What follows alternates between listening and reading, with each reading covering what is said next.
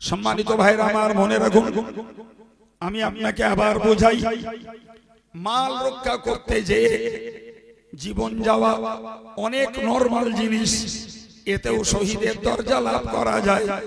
আর ঈমান রক্ষা করতে যদি কেউ মরে, তিনি উন্নত দরজার শহীদ হন। এমনকি নবী হাদিস শরীফে বলেছেন, যারা শহীদ হয়ে মরবেন, যারা শহীদ হয়ে মরবেন, এদেরকে গোসল দেওয়া যাবে না, এদের জানাজা পড়া হবে, তাদের নিজস্ব কাপড়ে তাদেরকে দাফন করা, কাফন পরানো হবে, ওই রক্তকে ধুয়ে ফেলা যাবে না।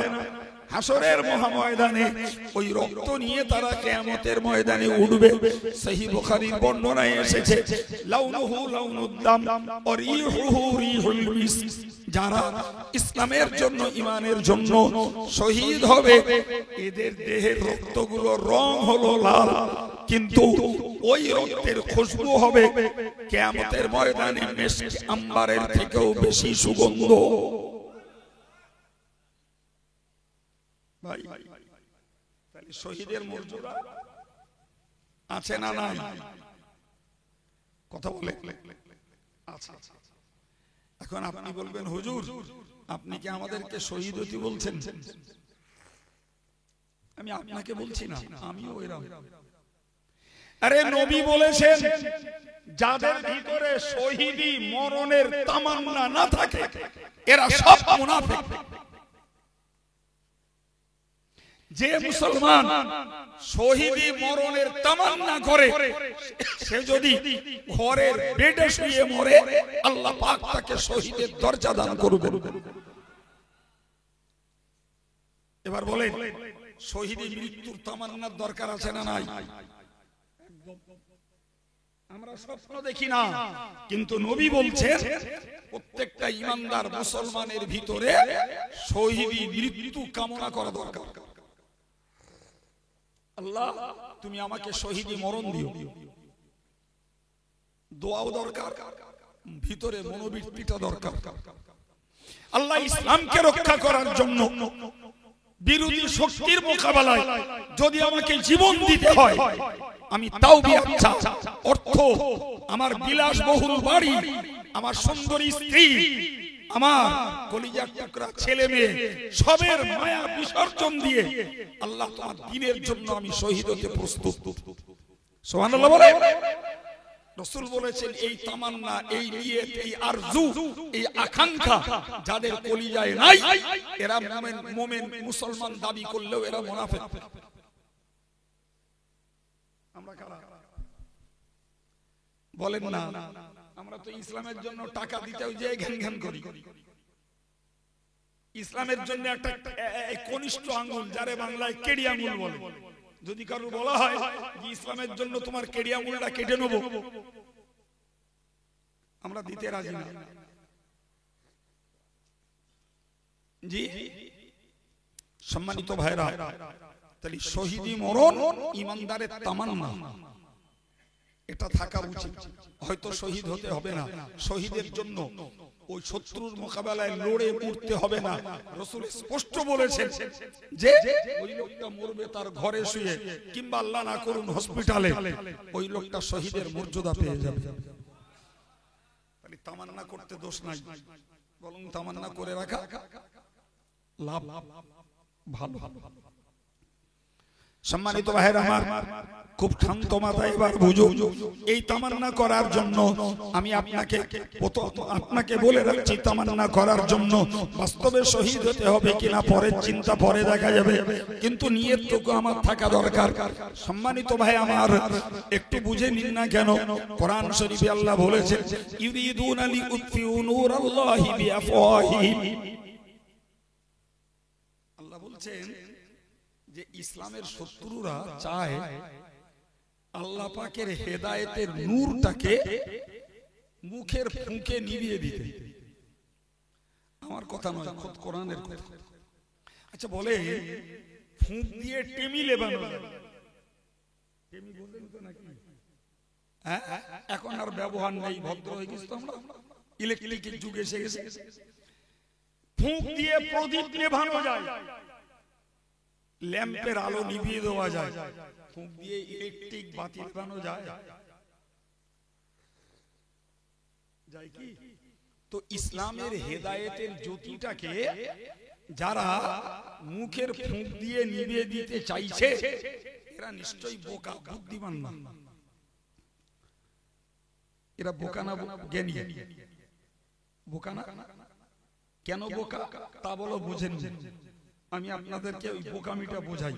ভাই এটা ইলেকট্রিক লাইট জ্বলছে, একে ফু দিয়ে নেবানো যাবে না, কিন্তু এর কানেকশনটাকে যদি ডিসকানেকশন করে দিই লাইটটা নিভে যাবে। যাবে না? যাবে না। কিন্তু আপনি জানেন ভাই ইসলামের জ্যোতি, ইসলামের নূর প্রতিভাত হয় মুসলমানের কলবে। কোথায়? জোরে বলুন কোথায়? আর এই কলবের এই ঈমানের জ্যোতি জ্বালিয়ে দেয় আল্লাহ। সুবহানাল্লাহ। কে জ্বালায়? কে জ্বালায়? কলবে ঈমানের জ্যোতি জ্বালিয়ে দেন কে?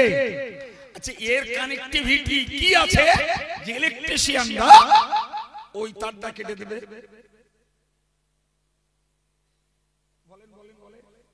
পারবে?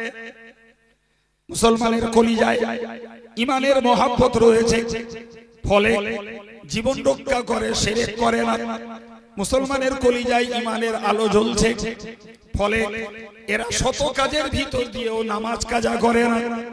মুসলমানের কলিজায় ঈমানের নূর জ্বলছে, ফলে কে ঠাট্টা করে, বিদ্রুপ করে, এরা মুখ ভরা দাড়ি নিয়ে দিল্লি, কলকাতা, বোম্বাই, গুজরাট, মাদ্রাজ সব জায়গায় ঘুরে বেড়ায়।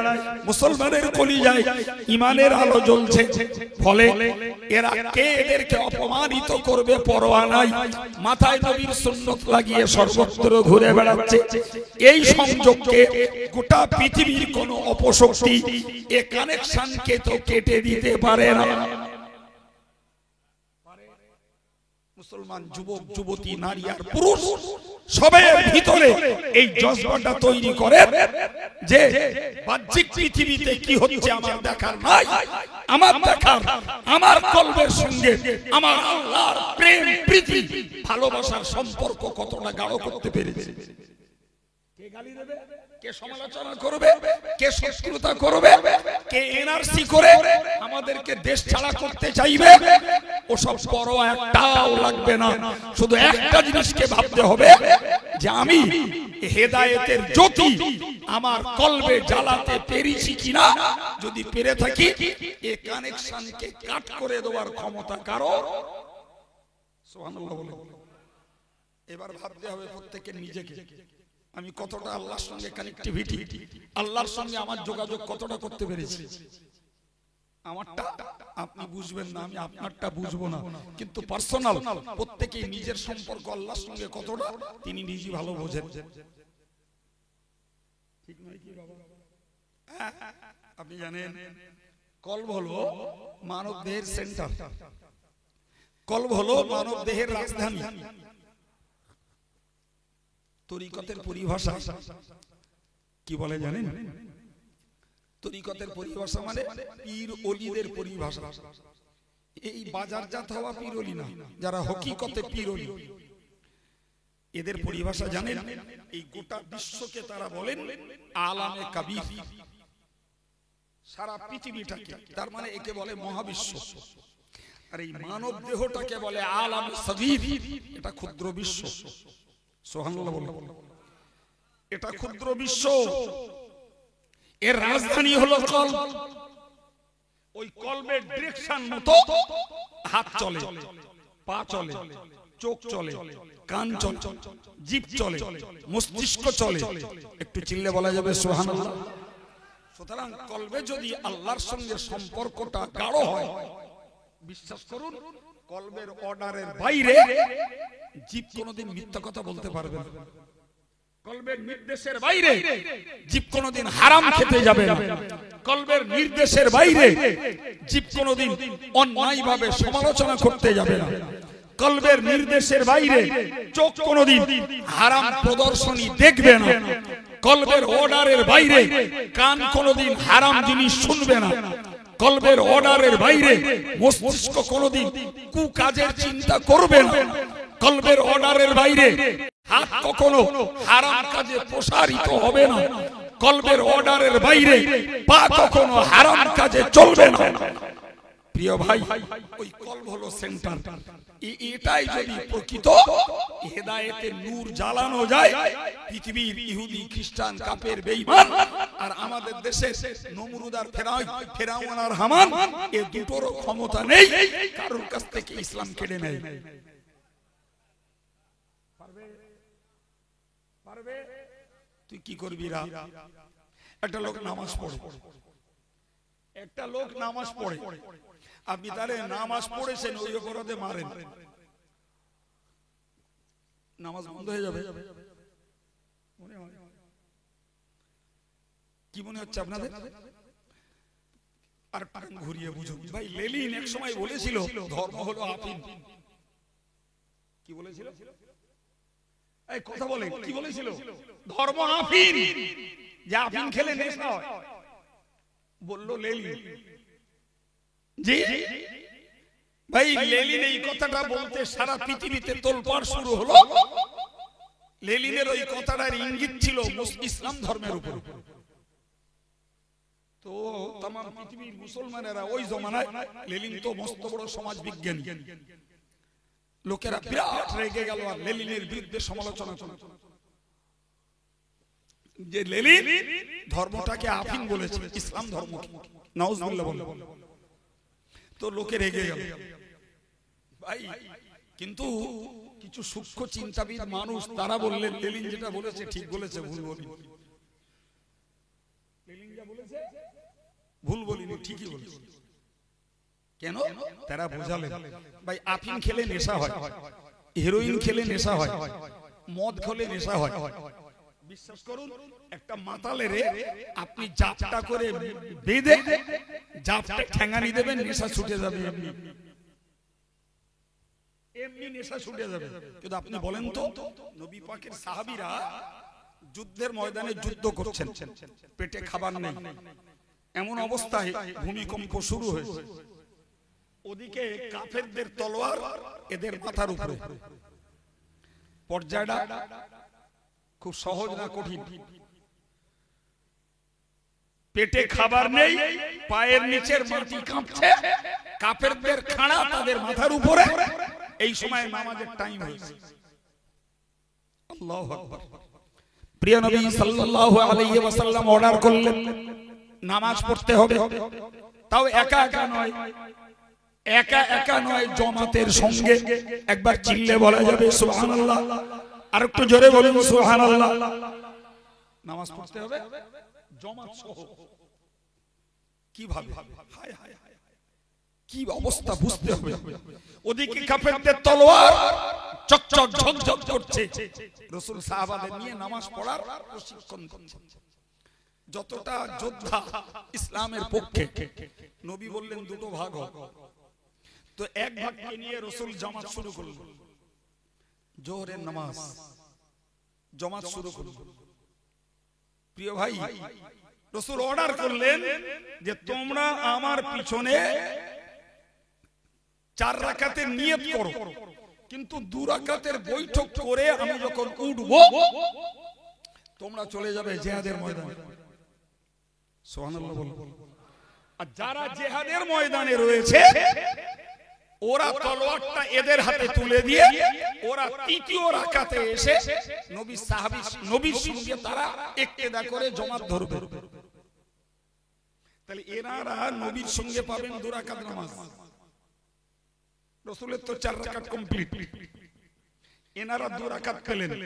এরা বাকি 2 রাকাতকে একাকি পড়ে এনারা চলে যাবে। ওই প্রথম যারা 2 রাকাত পড়ে গেছেন ওনারা আসবেন, আর এরা তো এনাদের তলোয়ারটা এদের কাছে দিয়ে দেবে। ওনারা এসে বাকি 2 রাকাত নামাজ কমপ্লিট করবেন। কিছু বলা যাচ্ছে বাবা? হ্যাঁ, কি লাভ হবে? উভয় গোষ্ঠী জামাতের সওয়াব পেয়ে যাবে। আশ্চর্য ব্যাপার। একটু ভাবুন, যে ধর্ম আফিন লেনিনের বক্তব্য, একদল রেগে গেল, আর একদল লোক বলল লেনিন যা বলেছে ঠিক বলেছে। মদের নেশা, হেরোইনের নেশা, আফিনের নেশা মারলে ছুটে যায়, কিন্তু যে ময়দানে কাফেররা মারার জন্য প্রস্তুত থাকে সেই ময়দানে মুসলমানেরা জামাত সহ নামাজ আদায় করে, তাহলে নিশ্চিত ওই মদের ভিতরে যা নেশা রয়েছে একজন প্রকৃত মহব্বতের নামাজের মধ্যে তার থেকেও বেশি আর নেশা আর মহব্বত আরো বেশি। ঠিক নয় কি বলে? মেরে হেরোইন আর মদের নেশা ছোটানো যায়, মেরে প্রকৃত মহব্বতের নামাজ বন্ধ করা যায়। তুই বাবা মারবি, আমি রুকু করলি সেজদা করলি তুই বুঝতে পারবি, তবে তো মারবি।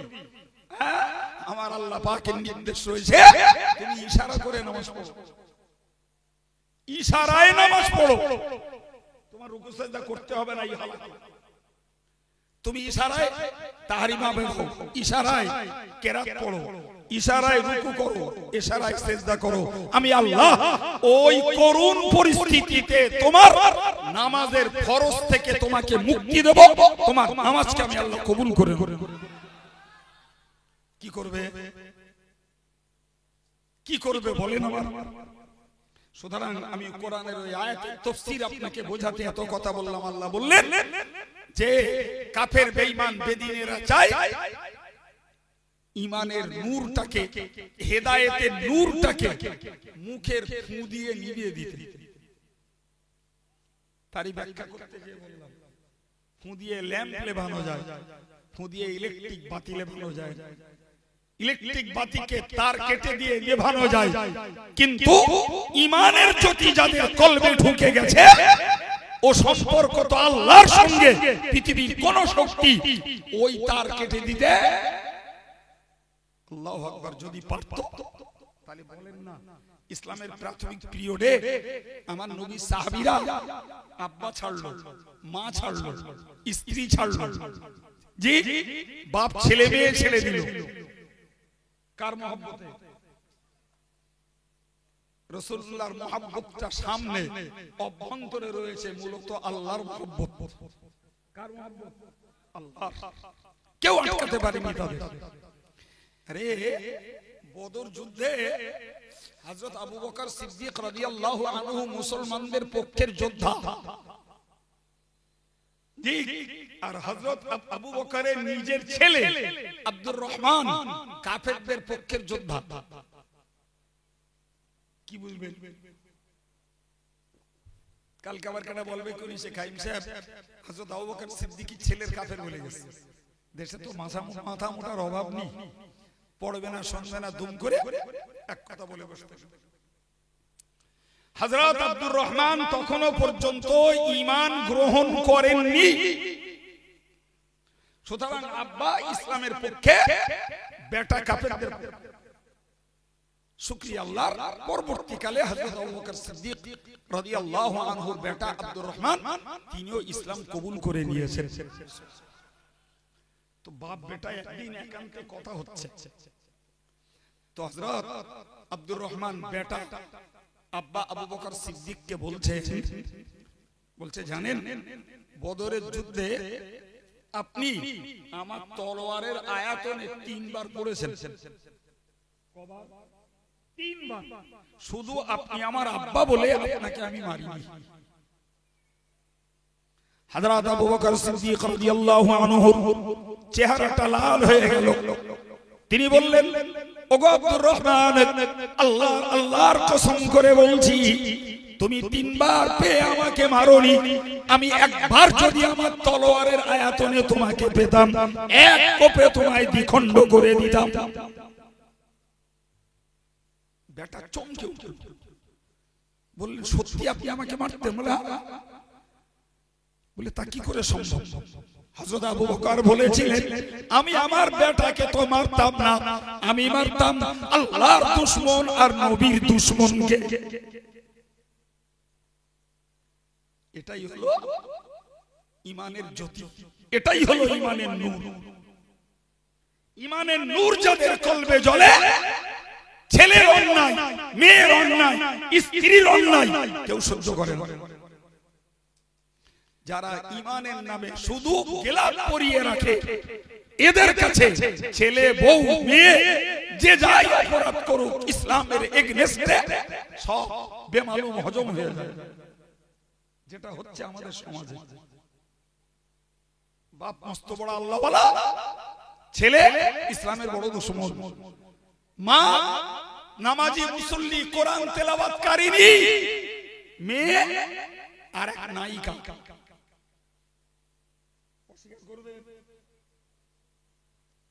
জি, সুতরাং আমরা ঈমানের গেলাপ পরেছি, ভিতরে বাতি সবাই জ্বালাতে পারি না, যে কারণে জুজুর ভয় লাগে।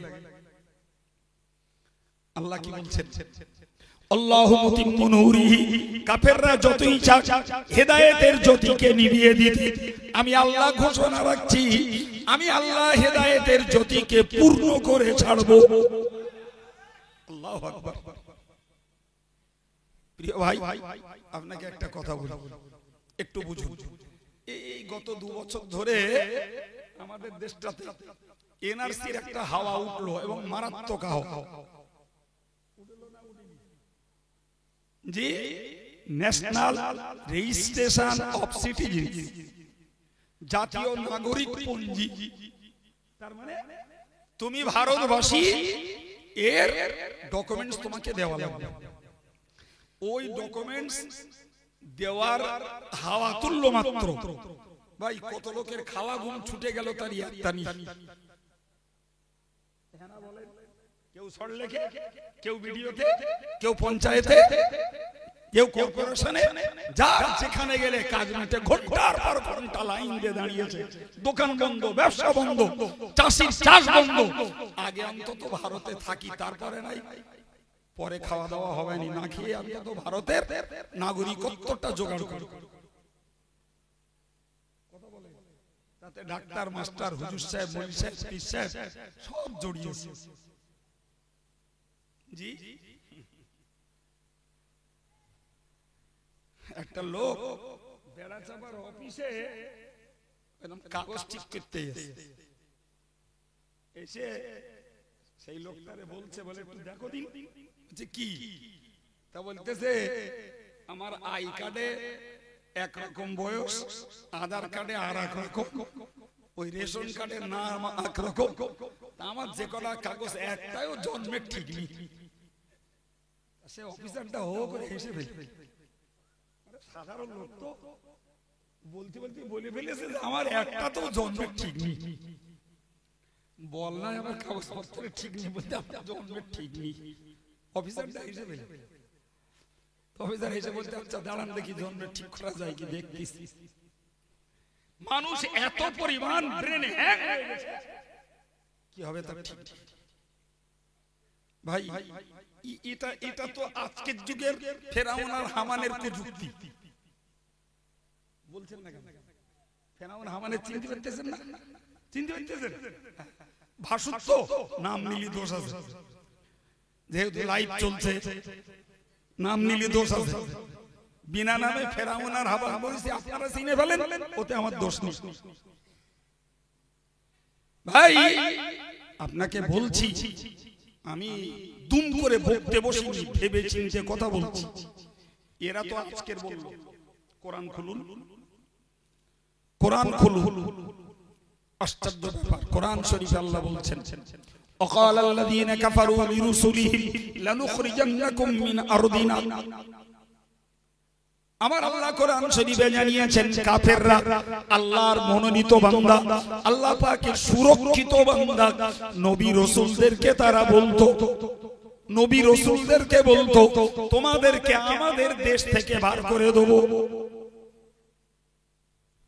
একটু মাথায় রাখুন, মনটা একটু খুশি হবে যে আমরা টোকা শ্যাওলা নই, আমাদের পিছনে রয়েছে বিশ্বে অপ্রতিদ্বন্দ্বী স্রষ্টা শক্তি আল্লাহ।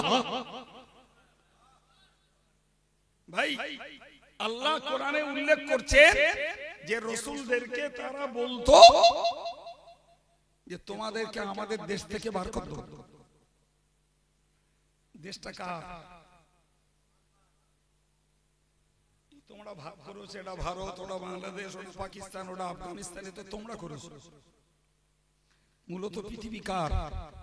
কোরআন শরীফে আল্লাহ বলেছেন আন্নাল আরদা লিল্লাহ, গোটা বিশ্ব ভূখণ্ডের মালিক হলাম আমি আল্লাহ। ইউরিসুহা মান ইয়াশাউ মিন ইবাদি, আমি আল্লাহ যাকে যতটা পরিমাণ যত দিনের জন্য, যাকে যতটা পরিমাণ যত দিনের জন্য ভোগ করতে দিয়েছি ততক্ষণ তার, না হলে মূল মালিক আমি। বলেন আল্লাহর কথা যথার্থ না ভুল ভাল আছে? ঠিক না? আমরা কেউ জমির বাড়ির গাড়ির মালিক নই, আমরা ভোগ দখলকারী।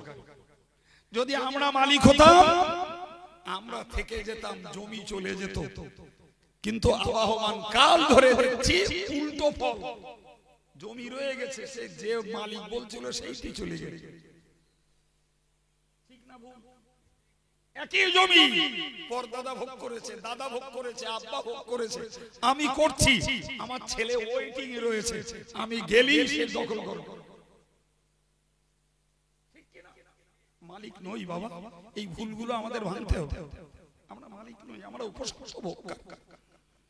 তো আল্লাহ বললেন বান্দা তুমি মনে রাখো, রাসূলদেরকে বললেন মনে রাখো, ওরা তোমাকে দেশ থেকে বার করে দেবে বলছে, আর আমি আল্লাহ বলছি, আমি আল্লাহ বলছি ওরা তোমাদেরকে দেশ থেকে বার করে দেবে বলছে, কিন্তু আমি আল্লাহ জানিয়ে দিলাম লানুহলিকান্নাজ জালিমিন। ওহী পাঠিয়ে রাসূলদেরকে বলে দিলেন ওই অত্যাচারী যারা আমার ভূখণ্ড থেকে আমার বান্দাদেরকে যারা তাড়িয়ে দিতে চাইছে, এই অত্যাচারীদেরকে আমি আল্লাহ ধ্বংস করে দেব। সুবহানাল্লাহ। তাহলে অত্যাচারীদেরকে ধ্বংস করবেন কে? তাহলে যারা তার জন্মভিটায় রয়েছে এরা অত্যাচারী নয়, যারা জন্মভিটা থেকে পার করে দিতে চাইছে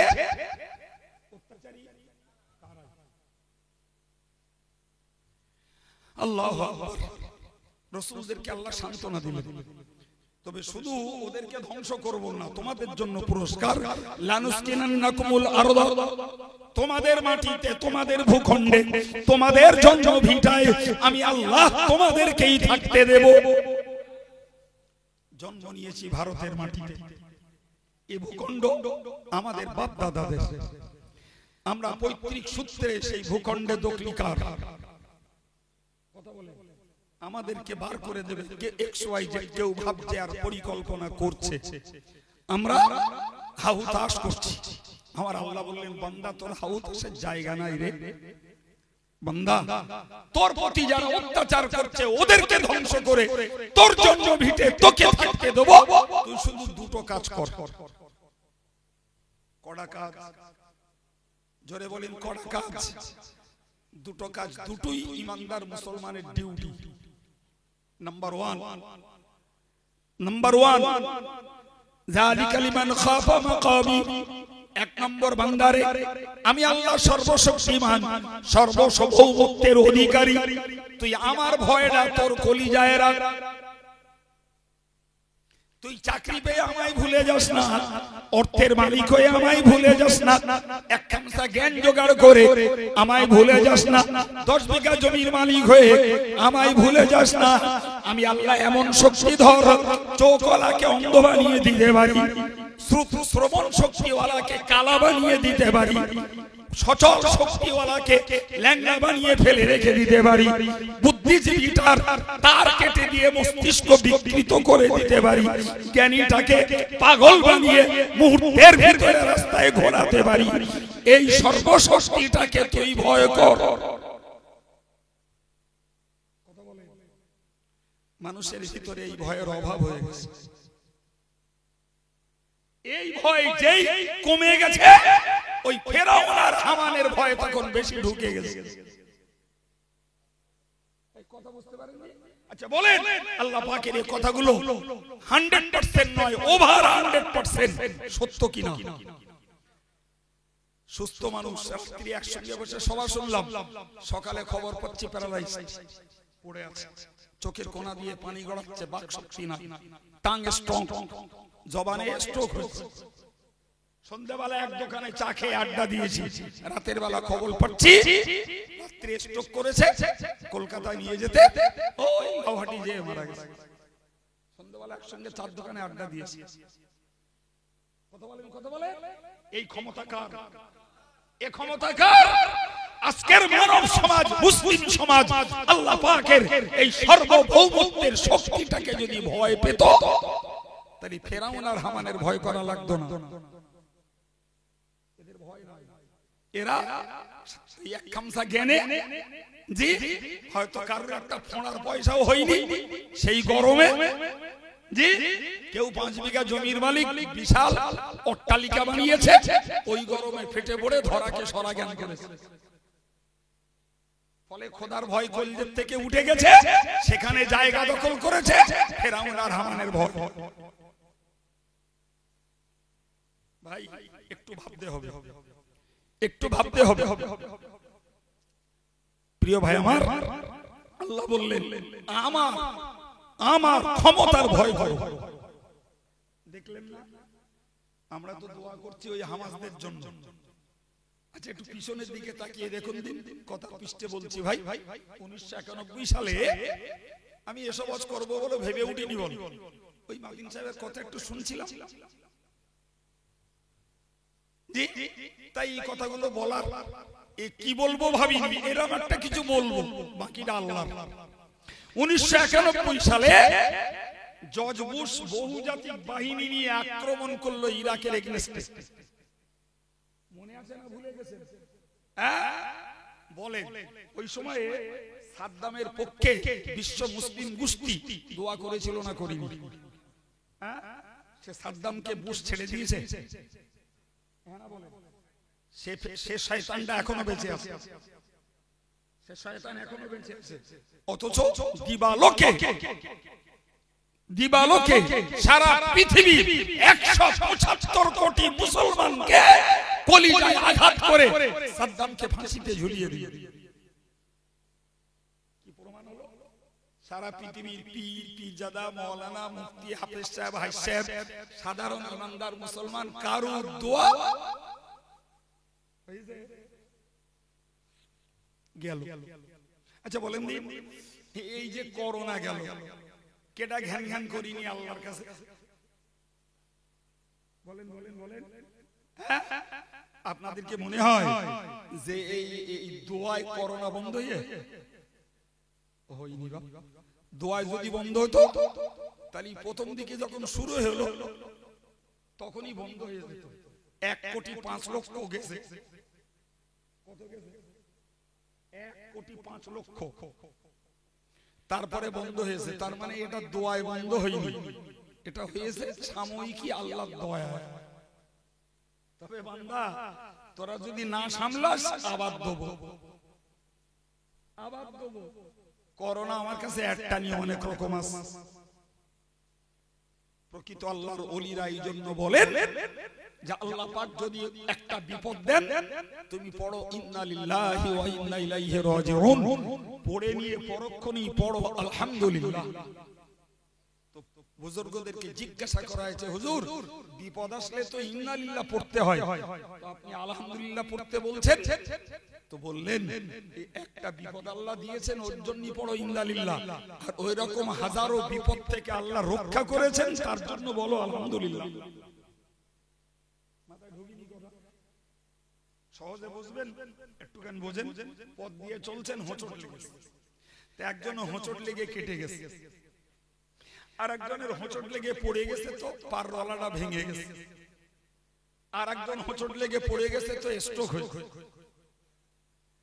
আর একজন পড়ে যেয়ে স্ট্রোক হয়েছে, হসপিটালে গেছে, 15 দিন পরে জীবিত ফিরে এসেছে।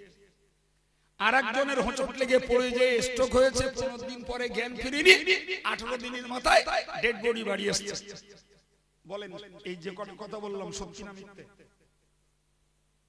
একটু চিল্লে বলে। তাহলে যার ওই হোঁচট লেগে এমনি কেটে গেছে ওর ইন্না লিল্লাহ পড়াও দরকার, আলহামদুলিল্লাহ পড়াও দরকার। সামান্য কাটার উপর দিয়ে আল্লাহ রেহাই দিয়েছে, আমার পাড়া ভাঙিনি কো আলহামদুলিল্লাহ। মাথায় ঢুকছে কিছু?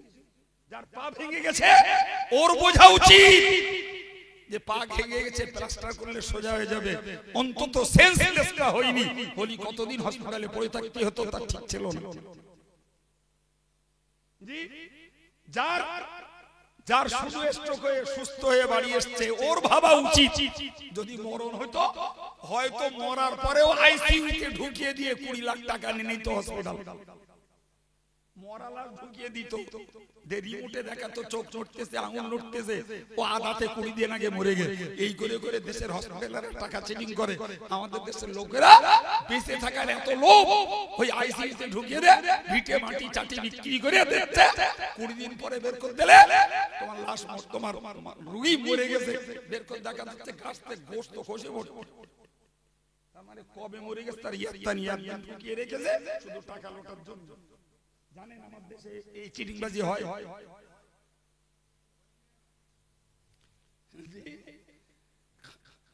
হলদিরামে, ঝালদারামে, পেঁয়াজরামে, আধারামে সব জায়গায় হচ্ছে বাপ।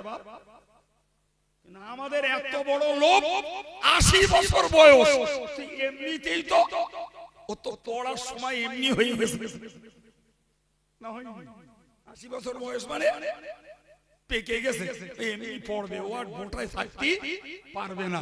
এরপরেও এত বাঁচার নেশা, ওর পরেও আইসিইউতে দিচ্ছে, গেল 25 লাখ। এই তো আমাদের জ্ঞানের দৌড়। প্রিয় ভাই, তো আমি আপনাকে যে কথা বোঝাতে যে এ কথা বললাম আপনাকে বুঝতে হবে এবার। জি, তো ওই করোনার জন্য দোয়া করলাম, যেটা বন্ধ হয়েছে আল্লাহর দয়া। আর আমরা যা করছি, বিশ্ব যা করছে, আবার আল্লাহ দেবে। জানেন একটা হাদিস এসেছে, পৃথিবীতে যত কোটি লোক থাকবে, ধরে নিন এখন 800 কোটি মানুষ, এক্ষুনি তো এটা ধরে নেন 900 কোটি হয়ে গেছে। হাদিস এসেছে 1/3, 3 ভাগের 1 ভাগ মরবে খোদার গজবে। খোদার গজবে, সাপোজ ডায়রিয়ায়, পক্সে, করোনায়, এরকম করতে করতে 3 ভাগের 1 ভাগ যাবে। আর 1 ভাগ যাবে স্বাভাবিক মৃত্যু, গেল 600 কোটি। 300 কোটি থাকবে, ওদের উপরে কিয়ামত হবে। প্রিয় নবী বলেছেন লা তাকুমুস সাআ ইল্লা আলা শিরারিল খালক, যাদের উপরে কিয়ামত হবে ওরাই হলো পৃথিবীর সর্বাপেক্ষা নিকৃষ্ট মানুষ। তখন আর আল্লাহ বলে ডাকার কেউ থাকবে না, ওদের উপরে কিয়ামত হবে। প্রিয় ভাই, আমি আপনাকে বোঝাতে চাইছি, জি করোনায় দোয়া করে ও কবুল। আজকে হামাসদের জন্য বিশ্ব মুসলমান দোয়া করছে, ইসরায়েলের এগেইনস্টে, এখনো দোয়া কবুলিয়াতের রেকর্ড নেই। কথা বলছেন না কেন? দোয়া কবুল হওয়ার প্রমাণ কিছু পেয়েছেন? কিচ্ছু পাননি।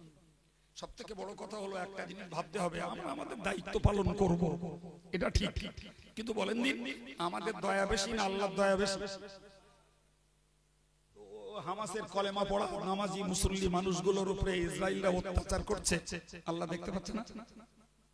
নবী সাহাবীদের উপরে আবু লাহাবরা অত্যাচার করলো, আল্লাহ দেখিনি? বলেন বলেন, এরপরেও সাহাবারা কেন শহীদ হলেন? আর হামাসদের প্রতি অত্যাচার করছে, আল্লাহ দেখছেন, তাদের নিরাপত্তা হেফাজত আল্লাহ দিচ্ছেন না। আমরা যেটা দোয়া করছি এটা আমাদের ঈমানি আর মানবিক দায়িত্ব পালন করছি, কিন্তু ভাবতে তো হবে যে আমাদের থেকেও আমার আল্লাহর দয়া অনেক অনেক অনেক অনেক গুণে বেশি। সে আল্লাহর দয়া না হওয়া পর্যন্ত আমাদের দোয়ায় কিছু হবে, শুধু আমরা মানবিক দায়িত্ব পালন করছি। প্রিয় ভাই, ঘটনা অন্য জায়গায়, ওই সেই কথাটা শোনাচ্ছিলাম, সেটা হলো আমরা বলো ওই আল্লাহর ভয় কলজায় পড়তে পারিনি। আল্লাহর ভয়, আল্লাহ বললেন বান্দা কেউ তোকে দেশ ছাড়া করবে, ও ভয় তোর নাই। তোর বিরোধী অত্যাচারী যারা, ওদেরকে আমি আল্লাহ ধ্বংস করে তোর জন্মভিটেই তোকেই থাকতে দেব।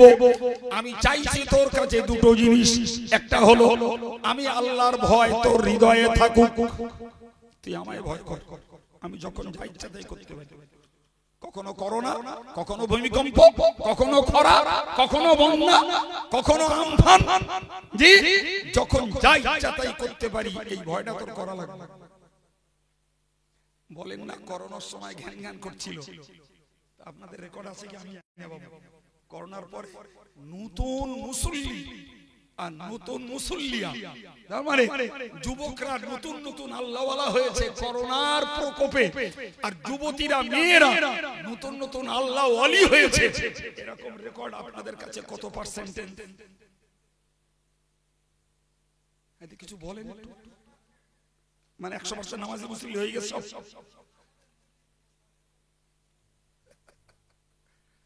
জি ভাই, তাহলে বুঝতে হবে ঘটনা যে খোদার ভয় ভিতরে ঢুকলি হেফাজত কে করবে?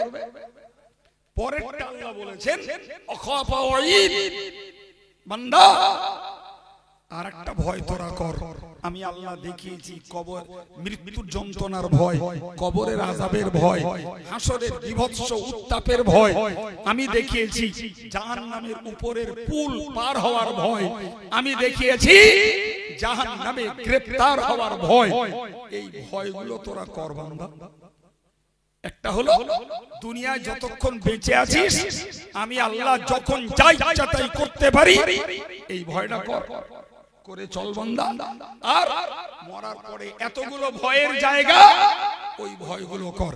আচ্ছা বলেন, ওই দুটো ভয় যে মানুষের মধ্যে থাকে সে আল্লাহকে বাদ দিয়ে আল্লাহকে ভুলে চলতে পারে? বাবা, তার নামাজ কাজা যায়, কথা বলেন না কেন?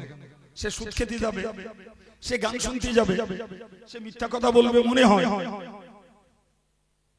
সম্মানিত ভাইরা, তো একদিকে ইসলাম বিরোধী শক্তিরা মুখের ফুটে ইসলাম নেভাতে চাইছে, আর একদিকে আমরা ইসলামটাকে জ্বালাতে চাইছি, কেউ মুখে আর কেউ কলবে।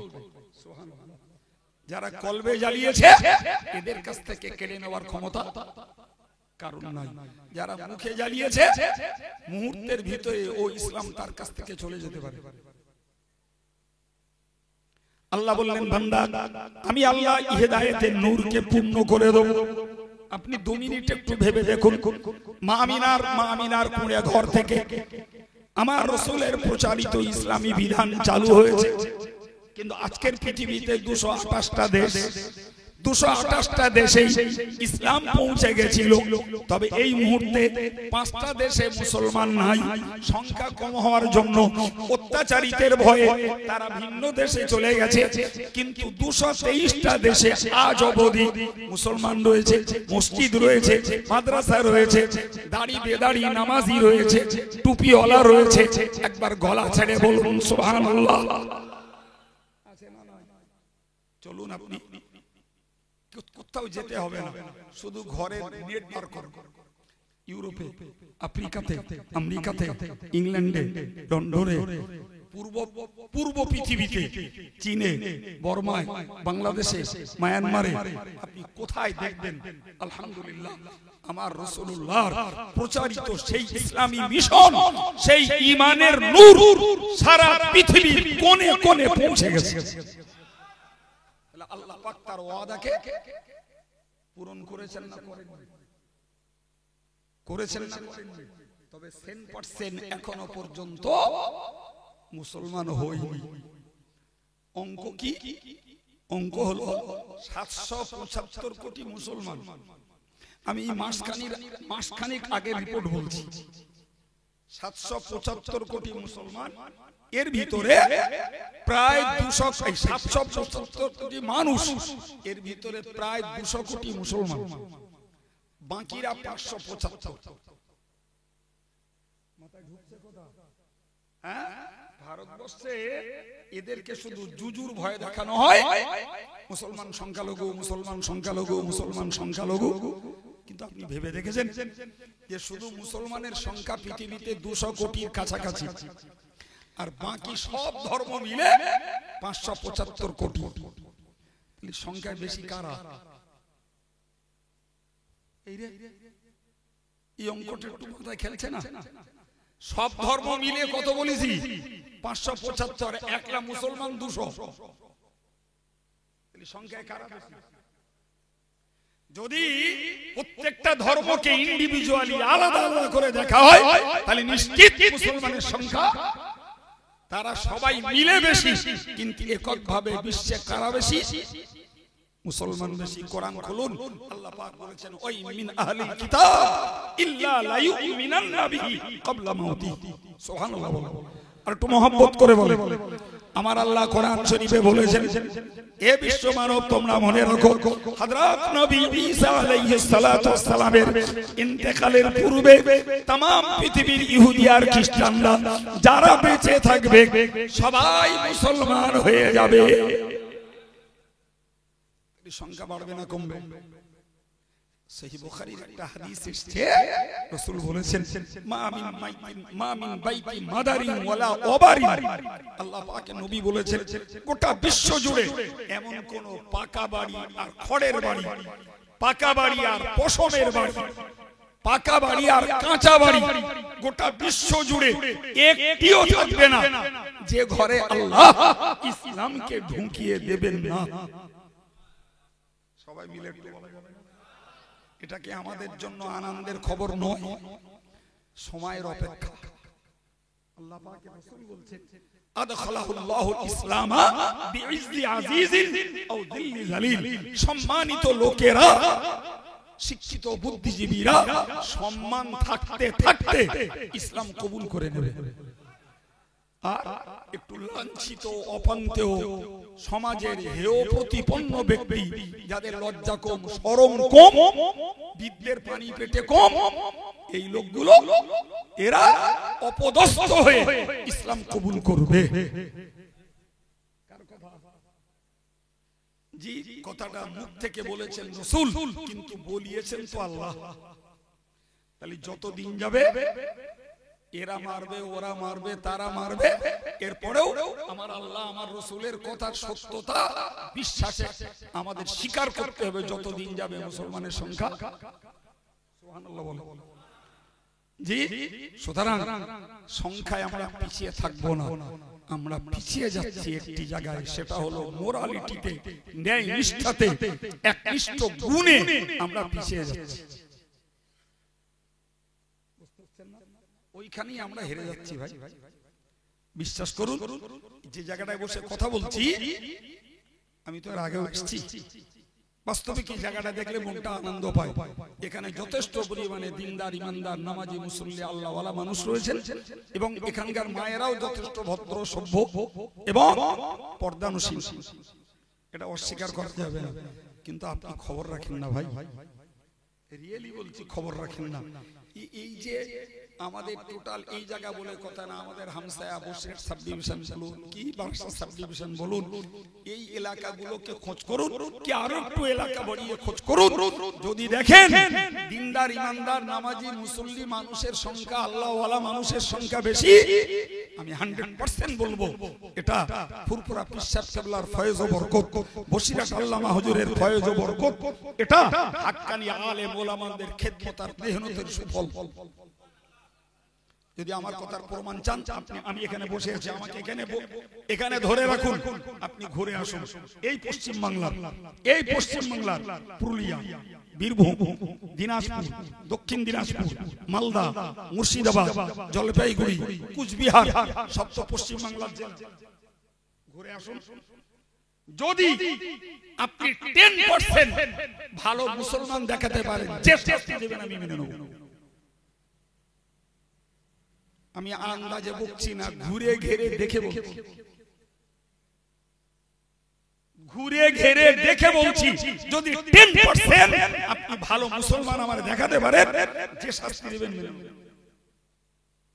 আপ কান্ট্রির কথা বাদ দেন, আপনি শুধু ওয়েস্ট বেঙ্গল স্টেটটাকে যদি জেলা স্তরে ভাগ করে দেখেন, একদম আপনার প্রাণটা দুঃখে ভরে যাবে।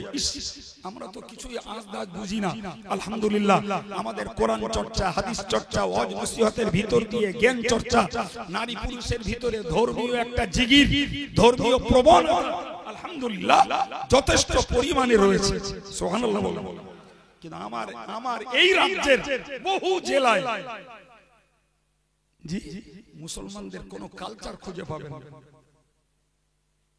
বিশ্বাস করুন, এই জন্যই বলেছি এটা একদল পীর ওলিদের ফয়েজ ও বরকত এবং একদল হাক্কানি আলেমদের এই সাধারণ মানুষের মাঝে হকের বাণী প্রচারের সুফল। জি বার্তা কথা আর বলছি না, আমি শেষ কথা আপনাদেরকে বলতে চাইছি, সেটা হলো এই ঈমান ইসলামের বুলি যাদের মুখে রয়েছে, আমাদের এই ঈমান ইসলামের বুলিটা কলবে নিয়ে যেতে হবে। ওটা মুখে নয়, মুখে নয়। রাসূল একটি হাদিসে বলেছেন যে এমন একটা জমানা আসবে, এমন একটা জমানা আসবে, ইন্নাহু মাইয়াইশু মিনকুম বাদি, নবী বলছেন আমার পরে তোমরা যারা বেঁচে থাকবে, ফাসায়ারা ইখতিলাফান কাসীরা, দেখতে পাবে প্রচুর পরিমাণে মতভেদ, রাজনৈতিক মতভেদ, ধর্মনৈতিক মতভেদ, অর্থনৈতিক মতভেদ, জি পারিপার্শ্বিক মতভেদ গিজগিজ করছে। আল্লাহ পাকের নবী ১৫০০ বছর আগে বললেন, ফালাইকুম বিসুন্নতি ওয়া সুন্নাতিল খুলাফাইর রাশিদিন আল মাহদিয়িন।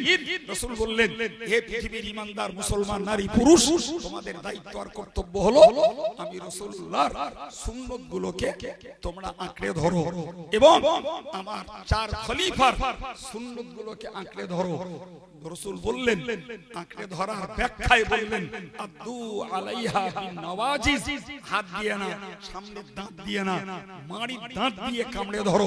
পৃথিবীর কোন শক্তি যেন তোমাকে কোরআন থেকে বিচ্যুত না করতে পারে, পৃথিবীর কোন শক্তি যেন নবীর সুন্নত থেকে তোমাকে বিচ্যুত না করতে পারে, পৃথিবীর কোন শক্তি তোমাকে তাকওয়া পরহেজগারিতা থেকে বিচ্যুত না করতে পারে, পৃথিবীর কোন শক্তি তোমাকে শরিয়ত বিরোধী কাজে তোমাকে জুড়ে না দিতে পারে।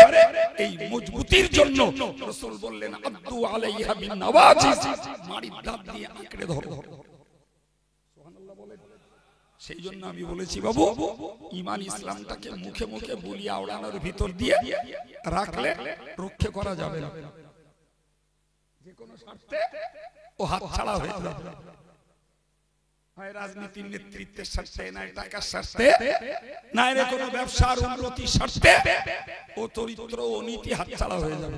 মাড়ির দাঁত দিয়ে কামড়ে ধরো, ওটাকে কলবে জেলে দাও, ইনশাআল্লাহ তোমার কাছ থেকে কেউ সত্য ইসলামকে, সত্য আদর্শকে, সত্য নবীর সুন্নতকে, তাকওয়া পরহেজগারিতাকে কেউ কেড়ে নিতে পারবে না, আর তোমার ভিতরে ইসলাম বিরোধী শক্তি ঢুকিয়ে দিতেও পারবে না। আল্লাহ আমাদের এই মনোযোগ সকলকে নসিব করেন, বলুন আমিন। আর একটু জোরে বলেন আল্লাহুম্মা আমিন। উঠেছি, আল্লাহর ইচ্ছা যা হয়েছে আল্লাহ বলিয়েছেন। যদি মনে হয় আব্দুল কাইয়ুমের কথার ভিতর থেকে কোরআন হাদিসের সুস্পষ্ট কিছু জ্ঞান লাভ করতে পেরেছি, কিছু উৎসাহ, কিছু উদ্দীপনা, কিছু অক্সিজেন পেয়েছি, ব্যক্তিগতভাবে সকলেই সেই মনোবৃত্তি নিয়ে বাঁচব। যাদের ভিতরে অভাব আছে তারা সেই মনোবৃত্তিটাকে জোগাড় করব, শক্ত মানসিকতাটাকে জোগাড় করব ইসলামের পক্ষে। আমার ঘাম ঝরানো, আপনাদের মূল্যবান সময় ব্যয় করা সার্থক হবে। ছেলেদের আয়োজন, সকলের সহযোগিতা সার্থক হবে। আল্লাহ কবুল করুন, বলুন আমিন সুম্মা আমিন। আসুন প্রিয় নবীর প্রতি সালাম, ইয়া নবী।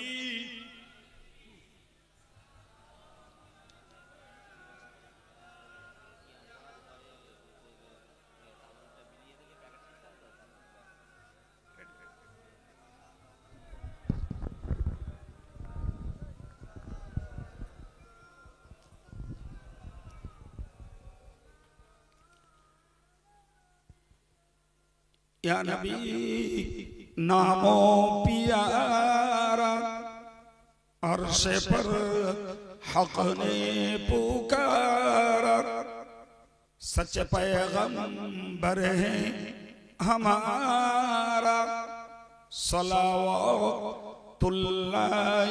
अलैका या नबी।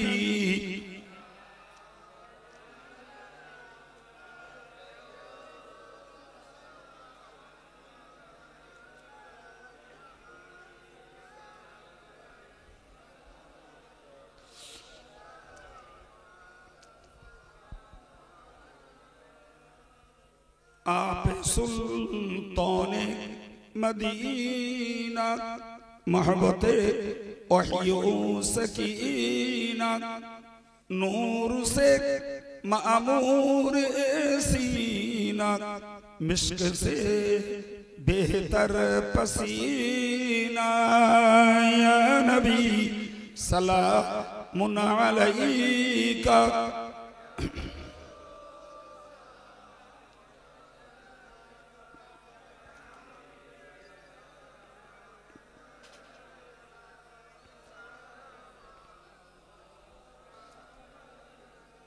मन यरा वजहक या सअब या करीमल वालिदैनी हौदुका सफील मुबारक विरदना यौमन नुशूरी या नबी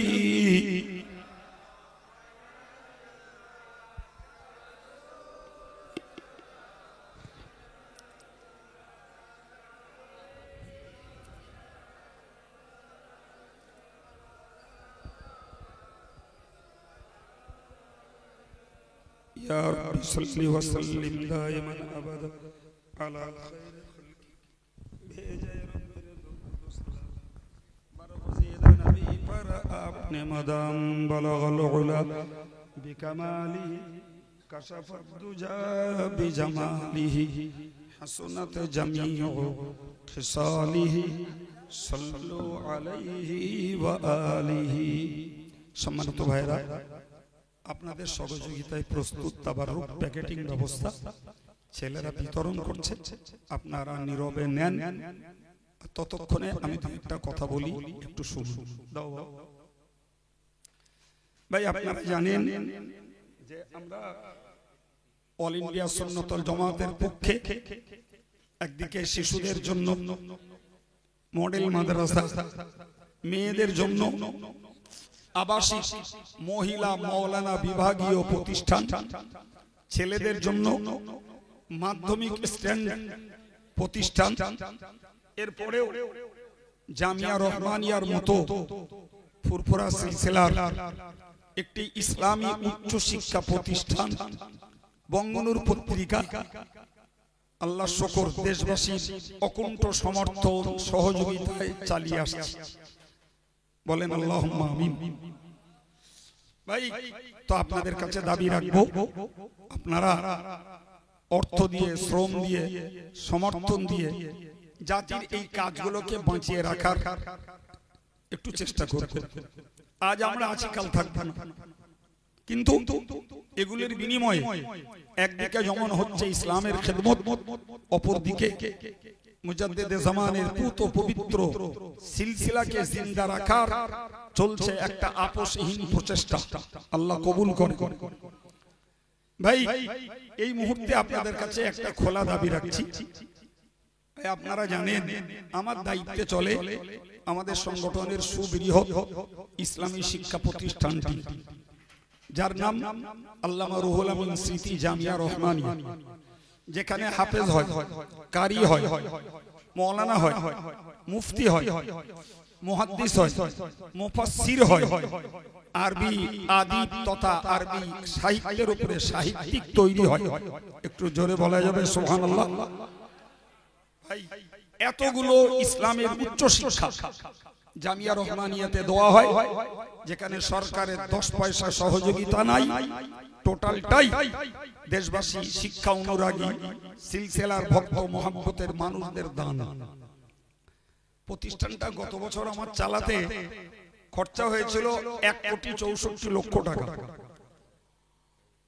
তাতে হয়তো আপনাদেরও কিছু দান থাকবে। এবারে সংগঠনটা, এবারে প্রতিষ্ঠানটার খরচ দাঁড়াবে কম বেশি 2 কোটির ঊর্ধ্বে। আচ্ছা, কি ভূতি পেয়েছে বলেন দিন?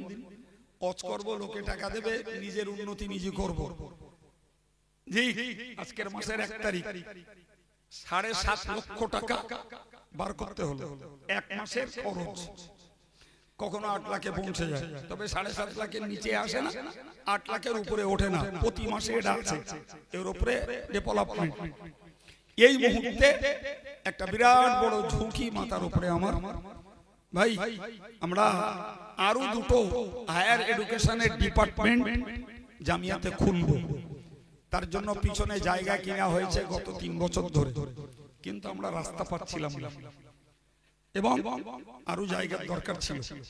আল্লাহ শুকরিয়া, অনেক অনেক চেষ্টার পর আল্লাহর দয়া হয়েছে একটা জায়গা, টোটালে 39 শতক জায়গা টাকি রোড থেকে আসবে, তার সর্বসাকুল্যে খরচের অঙ্ক প্রায় 70 লাখ। এই টাকা মাসে খরচ করে ওই টাকা এক্সেস করা সাধ্যের বাইরে। এরপরেও আল্লাহর প্রতি ভরসা রেখে এগ্রিমেন্ট করেও বসেছি এবং আগামী 1.5 মাসের মধ্যে জমিটা রেজিস্ট্রি করতে হবে, না হলে অন্যের জমি কতক্ষণ ঠিক থাকবে আল্লাহই ভালো জানে, হাতছাড়া হলে আর পাবো না। তাই ফেসবুকেও দিয়েছি এবং বিভিন্ন জায়গায় সুযোগ মতো একটু প্রচার রাখছি। যদি আল্লাহর উদার হস্তের সচ্ছল ব্যক্তিদের একটু উদারতা আল্লাহ দেন, তাহলে এই জাতির এতটা খরচের সম্পদটাকে কেনার জন্য আপনাদের কাছেও প্রচার রাখছি। যদি পারেন 2000, 5000, 1000, 500 যিনি যেমন কি পারেন এক্ষুনি দিতে হবে, এটা দাবি নয়। 1.5 মাস সময় আছে। এখানকার ছেলেগুলো আমাদেরকে খুব ভালো জানে, তারা যাতায়াত করে, আর আমি এদের কাছে জামিয়ার নিজস্ব ফোন পে নাম্বারটাও দিয়ে যাব। এখনো বলতে পারবো, কিন্তু কে আর নোট নেবেন, এখানে ফোন পেতে মেরে দেবেন, টাকা জামিয়ার অ্যাকাউন্টে ঢুকে যাবে। এটাই আপনাদের কাছে খুব আন্তরিক দাবি রাখলাম। জি, যদি শেষ পর্যন্ত কারো সচ্ছলতায় না কুলায় যে হুজুর আপনার ওই বৃহত্তম খরচের শরীক হতে পাচ্ছি না, একটু দোয়া করবেন আল্লাহ যাতে এই কাজটাকে উদ্ধার করে দেন। আমি মরে যাব, ও সম্পদ উন্নত শিক্ষার স্বার্থে, ইসলাম এবং সিলসিলায়ে মুজাদ্দেদে জামানের স্বার্থে জাতির জন্য থেকে যাবে ইনশাআল্লাহ। না আমার কবর হবে, কবর হবে নাকি না, আমি ও তুলে নিয়ে আমার বাড়ি চলে যাব। তাই আপনাদের কাছে খোলা মনে একটু দাবি রাখলাম, আগামী কাল এবং পরশু আমাদের সংগঠনের বৃহত্তম 750 মেয়ের পরিষেবা একটা মহিলা মাদ্রাসা খাদিয়াতুল কুবরা বালিকা মাদ্রাসার বাৎসরিক হিসাবে কাল এবং পরশু, সে কথাটা স্মরণে এনে দিলাম। আজকে সভা শুনেছেন, কালকে হয়তো যেতে নাও পারেন, ইচ্ছা করলে পরশু যেতে পারবেন। গেলে সেখানে অধমকেও দেখা যাবে, মাতিন সাহেবকেও পাওয়া যাবে, সংগঠনের অন্যান্য আলেমদেরকেও পাওয়া যাবে। তো এই জামিয়ার পক্ষে এই কথাটা খুব আন্তরিকতার সঙ্গে বললাম, পারলে ওই বৃহত্তম খরচে একটু শরীক থাকবেন। দুরূদ শরীফ আল্লাহুম্মা